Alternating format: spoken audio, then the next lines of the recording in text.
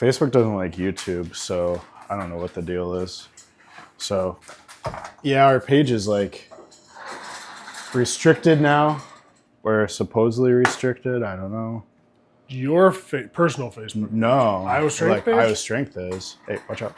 Watch out. Yeah, weird. It's like the first time in like since we've had the page.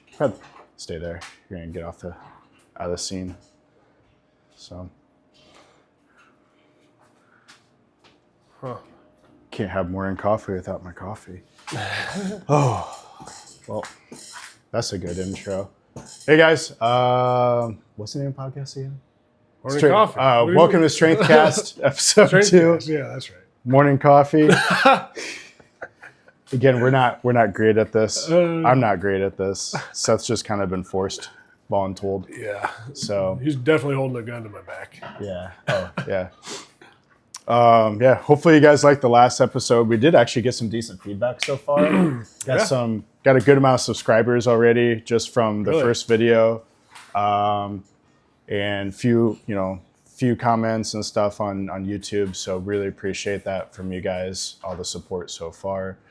But so how are you feeling today? You sound a lot better. Feeling good. I feel a lot better because it's just slowly getting better. But yeah, you feeling lighter on your feet, a little bit better after doing your blood draw? So we donated the other day, and then that night actually I felt like I was pretty wore out, but I was sick anyway. That's pretty normal though after donating blood. And like I went to bed early and I was in bed by probably 7. It was just like I was out because I had my head cold, and then that on top of it, and then the next day I felt really good.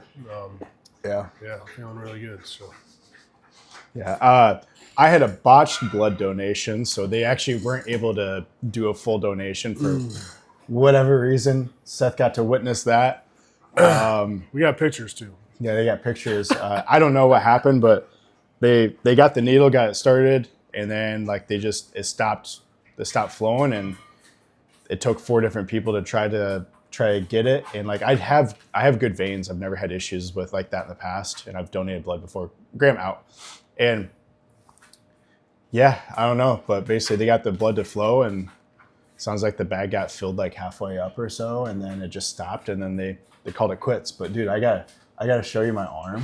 Is it pretty bad? It's kind of, I mean, it's not terrible, but oh wow, yeah. I looked down at it. Got you good. I was like, oh no. I showed my wife this one. She's like, oh yeah. So what's that scar from? What scar? Right on your hematoma. Don't worry about it. No, I don't know if you guys can see that. So I got like a little bit of a hematoma and like some like bruising here in the crease. I was a little bit black and blue there yesterday, but it wasn't anything like that. No, that scar on my forearm was actually my old house. There was like a nail sticking out where something was like hanging from it or whatever. And I just like cut the corner close, and it just like caught my arm and just sliced. It didn't even bleed. Really? No, it didn't bleed. It just left like a purple mark on my arm, and then it scarred it. It's a hell of a scar for. I know. Yeah. Drawing blood. I wish I had a cooler story. All my scars and injuries and stuff are bad stories. They're nothing cool. So. Right. But what you got going on today? I'm gonna hit some shoulders here. I'm excited for that. Yeah. Been getting pretty heavy with the shoulder stuff, so I don't know if I'm gonna break in the 120 for shoulder press or not today. Oh, you did 110s last week. Yeah, for a solid. It was like 10 reps, Yeah, 11 reps. Solid numbers. So you might have we'll to see how things are feeling. Yeah, we might get into the 120s for shoulder press and see how everything else is going. Then got a pretty busy day ahead of me. Got some stuff to do at the apartment and got some dumpsters to run around. So yeah, cool. Going. About you? You got a busy day after this? Yeah, I got a lot of stuff to do, but kind of got a little bit started a little bit later than I wanted to today. But yeah, I've been here kind of late this week so far. So, but what do you do? Yep, it's part of it. So, yeah, I am not doing heavy shoulders. I'm doing like a deload week this week, just kind of backing off doing about 70%. I found that's kind of a good sweet spot for me, is just every 5 weeks or so back off, lighten the load, recovery, so my joints don't take quite a toll, and it keeps me feeling good and I have been progressing. liking the deload since I've been lifting with you. Even though you give me a bunch of shit about I do. I do give you shit because honestly, if I lift heavy weights, I grow, and it's just how it's always been. I've never felt the need to take a break. I've never really, you're a lot older than me too, so Yeah. I'm 28. I'm 28 still, so I'm 7 I years felt on that you. in the last year that I've been able to push heavy weights and my body not need as much recovery. But here within the last year, I can definitely tell that things are changing, and that extra recovery on those deload weeks help a lot. Well, and then again, like it just keeps you fresh, so you can keep training harder and harder and harder. Yeah. And right. But yeah. So last week I missed my back day and my chest and my upper body day. Right. That's it. Yeah. Push day. Yeah. So back day and push day last week, last Friday and Saturday. So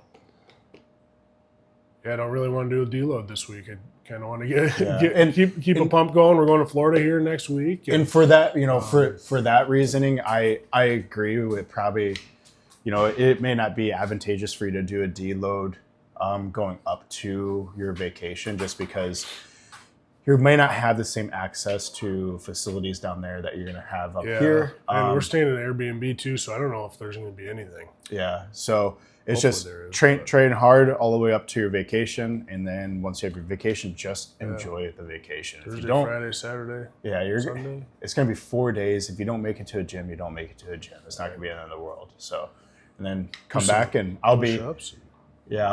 Push-ups, sit-ups. I'll be once you come back, then I'll be going.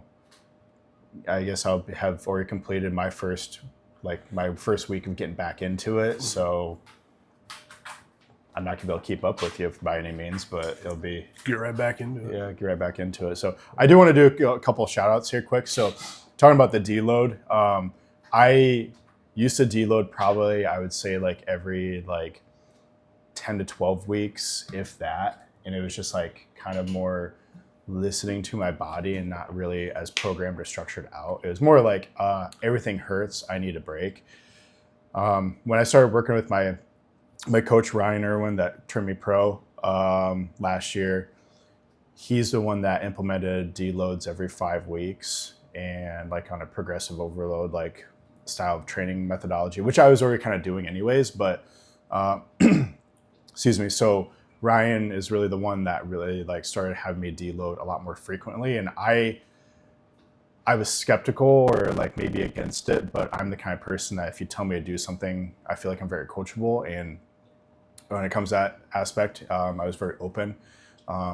And I do enjoy it and I appreciate it.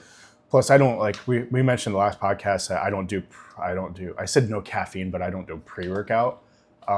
So it gives me every 5 weeks, gives me a week break from pre-workout. So it increases my sensitivity. I'm not, flooding my system, with as many stims as I normally do, which I feel like, myself and so many other people are, guilty of, overconsumption of caffeine anyways. So it does. You got to take double. Yeah, take double.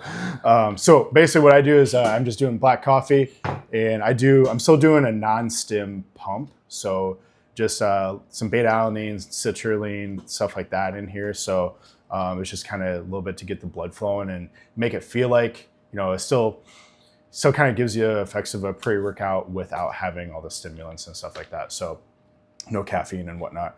The other shout out I need to give is to Joe, my employee, because I was talking to him about actually doing this podcast a while back.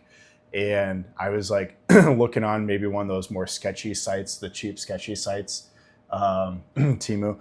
And I was I might be able to get a decent little, they had podcast setups for $50, $55. I'm dang, it comes with the equalizer, the mixer. It's got the microphones and the stands and everything. And I'm shoot, I could get a little setup for really cheap. And, maybe if the podcast takes off, then I can invest in some better equipment.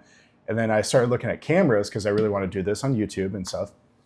And and I found cameras for like 50 to 100 some bucks. And I'm like, dang, I could have like a podcast up for like, 100, 150 bucks. And he's just like, Chris, he's like, you have an iPhone and you already have microphones that you use for all of your content. He's like, your iPhone is probably going to be able to film better quality than like some crappy Temu. And these microphones work really good. Yeah, they're great. So shout out to Joe. I talked to him yesterday. I'm like, yeah, man, I'm sorry. I meant to shout you out in the first episode of the podcast. So I just wanted to shout him out there. Right. But yeah, I don't know. Nothing too crazy as far as like updates or anything like that. I don't know. I'm just kind of ready to just get into it and just get on with the day. Yeah, me too. I don't know. We just met and just talked to you, 2 days ago. So, but yeah, I'm excited for you to go on your vacation. I'm excited I too. desperately Pretty nice. could use one myself, but Yeah. it's going to be a while for us, but that's okay. So, we're in. One thing I was going to say, and I might do a post about this later, is we've kind of like unintentionally kind of backed off on posting on social media as much as we had been. And it wasn't necessarily intentional, but it's just been busy doing some behind the scenes stuff. I've been pulling a fair amount of hours and stuff. And it's just like, there's only so much time in the day. And like, that's kind of an excuse, but it just is what it is. So I just have kind of put some of the content on the back burner, unfortunately, and whatnot. So I'm trying to get back on to doing a little bit more social media stuff. But I do have some cool things planned for this summer. Just kind of freshen a couple things up. Nothing crazy. But like we did kind of get some fancy new blinds for the store, which finally looks better. They're not hanging or missing and overheating the store, making it 90 degrees in here when the air conditioning's on. Yeah. We got some plans for the cardio room to do some of the kind of redo the cardio room a little bit as well. We redid our sauna a couple weeks ago, which was a big undertaking, but it was great. So you've done so much in the last just the last year. Yeah. Painted the gym, reorganized Yeah. the whole gym, the floor in the office, all the paint. Well, you and Tristan, shout out to you guys because you guys did most of the floor. You've been I couldn't kicking have done that ass, without that's you. for sure. Now I just need to find someone with a paint gun so I can paint my lockers. I'll be able to grab that today. I'll be in town. Good. So I appreciate it. So I don't know if I'll be able to get to painting this weekend, but next weekend I've got bodybuilding show I'm helping. Really? I'm going to go work at. So Nice. Where's that? Des Moines. Yeah. So it's the Natural Iowa. I will say, like, again, my former coach, Ryan Irwin, he is the promoter of that show. It's in Des Moines on May 10th. I'll say if you guys want to go to, honestly, in my opinion, one of the best examples of a natural bodybuilding show, anywhere in the area, that would be a phenomenal show to go to. I'm not just saying that because I'm biased and I'm friends with Ryan. I'm saying that because I have personally competed in that show prior to having as close of a relationship to Ryan as I have now. I compete in that show. They put the athletes first. It's amazing for spectators. It's a very well-ran show. It's very smooth. They don't have like hiccups or like a lot of downtime or anything like that. You're not waiting for the competitors to get out on the stage. The competitors are backstage happy. And it's just such a good show. It's just a great example of just how a bodybuilding show should look and run.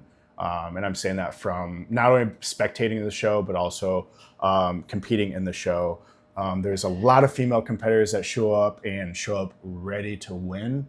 There's a lot of really, really good quality male competitors as well that come in, big, conditioned. And there's even some like teen athletes, high school kids even, or even younger that show up. And man, like I will say, like it's some good quality bodybuilding. So honestly, I would say it's probably one of the better shows that I've attended. So that show's coming up May 10th. And so I was asked if I could, show up and just kind of help out. I really don't know what I'm doing yet. I guess we'll figure it out when I get there, but I will be there. So if anyone's in the Des Moines area, wants to travel to Des Moines, it starts at like 9 o'clock in the morning and it'll probably be done by like 12 or 1 at the latest, I'd say. It's just a real fast, straight format show. Cool. Pre-judging, and then they turn around and just go right in the finals. So there's not like that 4 to 6 hour break between prejudging in the morning and the finals at night. You're not killing the whole day going to a bodybuilding show. Show up at 9, you get to leave at like 12 or 1. Yeah, that makes a huge difference. It's awesome. It's awesome for the competitors. It's also great for the families and other people that are watching in the stage. So, or in the audience rather. So, with that said, I feel the coffee kind of kicking in actually, cool, which is kind of surprising. Yeah. So I say let's roll out and do this shoulder workout. I'm excited to try have some new exercises thrown in there. And right on. Yeah. So yeah, hopefully you guys get something out of this. Again, like please just feel free to comment and we're open to doing Q&As. I mean, I'm open to doing Q&As. So if there's any questions that you have for us, I mean, we'd love to even just do a Q&A episode here. Right. And just answer any questions. I mean, it could be anything. Like, I would love to actually know like how, and we're going to do probably one-on-one again. We've mentioned this last time. But how Seth got started, lifting, what keeps him motivated. He's got a heck of a mindset, very, very driven.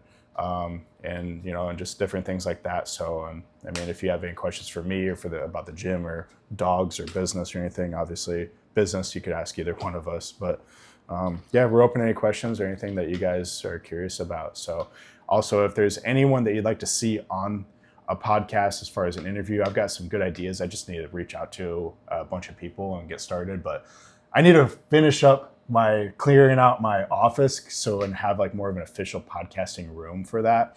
So less distractions, less stuff in the background, less people trying to come in the store, which, we're open. So that's to be expected. Yeah. So just wouldn't overthink it, man. I know I overthink everything. So just get them on. One of my biggest downfalls. So if you want to be on the podcast or no one that wants to be on the podcast, holler at us. We'll try to fit you in eventually. So yeah. All right. We'll see you whenever we see you next.